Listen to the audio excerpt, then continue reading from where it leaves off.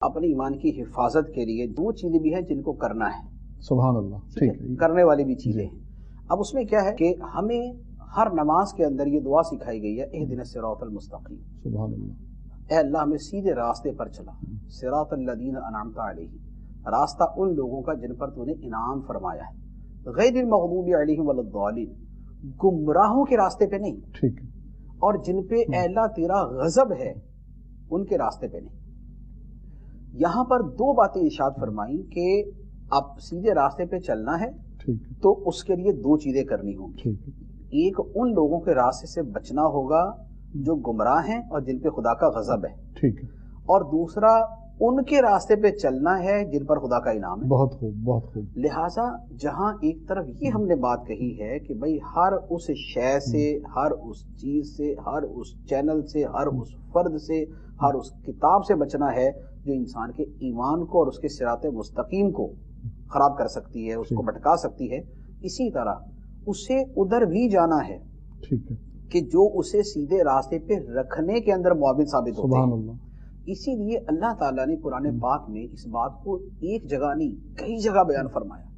ایک جگہ فرمایا وَاتَّبِعْ سَبِيلَ مَنْ أَنَابَ إِلَيَّ، سبحان اللہ.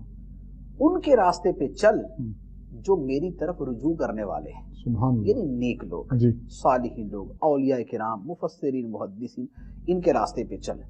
اچھا اسی طرح فرمایا یا ایھا الذین آمنوا اتقوا اللہ وکونوا مع الصادقین. سبحان اللہ. اے ایمان والو اللہ سے ڈرو اور سچوں کے ساتھ ہو جاؤ.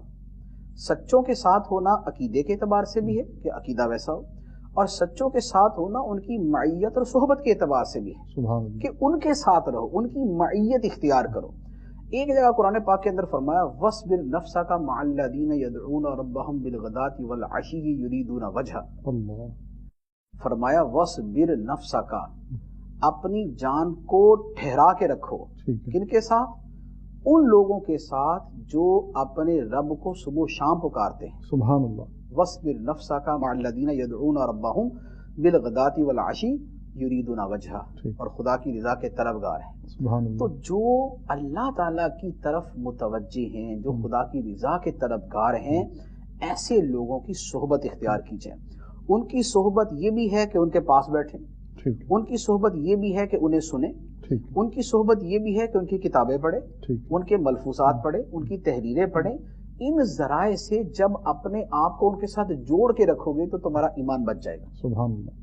تو ایمان کی حفاظت کا ایک بہت بڑا ذریعہ یہ بھی ہے کہ انسان اچھے ماحول کو اختیار کرے. جیسے مثال کے طور پہ الحمدللہ آج کے زمانے میں جو دعوت اسلامی کا مدنی ماحول ہے، ایمان کی حفاظت اور نیکیوں کی طلب پیدا کرنے کے لیے ایک بہترین ماحول ہے.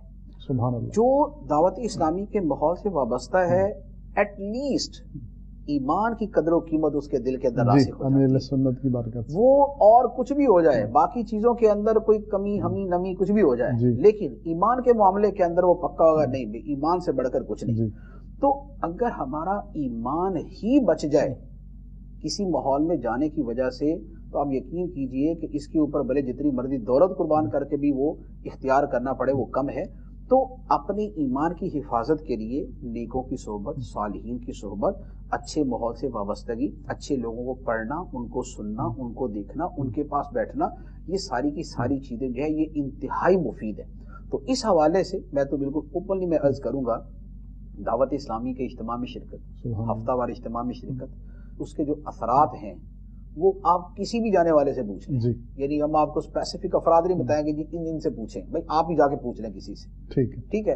آپ خود اپنے ہاتھ رکھے اور اس سے پوچھ لیں کہ بھئی اجتماع پہ آنے سے آپ کو کیا ہوتا ہے. وہ خود بتائے گا یار جو روحانیت، جو سکون اور جو قلب کا اطمینان اور جو خدا پر ایمان اور جو اللہ تعالیٰ کی بارگاہ میں گڑ گڑانے اور دعا مانگنے کا مزہ ہے پتہ چل جاتا ہے.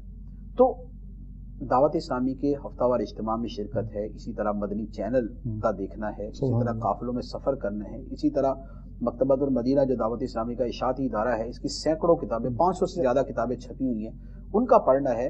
اپنے آپ کو اس طرح ایمان کے تحفظ والی جگہ کے ساتھ وابستہ رکھیں گے تو ایمان کی حفاظت بہت اچھے طریقے سے ہو